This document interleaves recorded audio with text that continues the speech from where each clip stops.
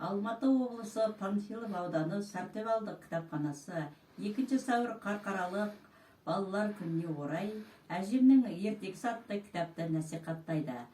Кітап Алматы қаласы Арнау баспасынан шыққан қазақ ертегілері. Бұл ертегілердің ішінде тұрмыс салт ертегілер жинағы, балалардың ой өрісін дамыту қабілеттерін арттыруға арналған. Осы кітаптың ішінен «Бір үзім нан» атты кітапты мен сіздерге оқып берейін. Баяғы ерте заманда бай мен кедей ер көрші тұрыпты. Байдың үйі алтын күміспен қапталған сәулім сарай екен.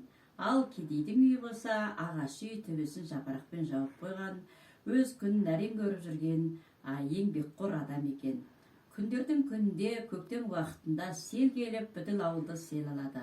Сонда бай үйінен тыққан алтындарын алып ағаштың басына шығып кетеді. Ал кедей болса бір тапан нанын алып, о да ағаштың басына шығып тұрады. Сел 15 күнге созылады. Жаңағы кедейдің қарны ашып, «Мына бір алтынымды берейін, бір үзім нан берші» дейді. Кедей тұрады, жоқ дейді. Екінші күні «Мына алтынның жартысын ал да жарты тапа нан берші» дейді. Жоқ, болмайды дейді.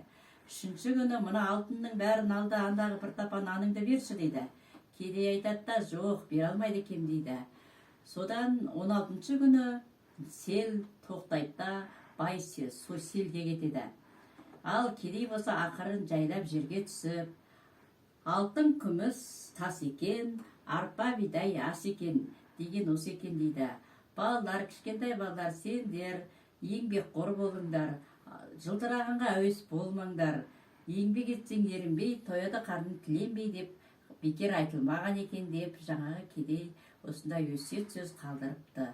Назар қойып тыңдағандарыңызға рахмет.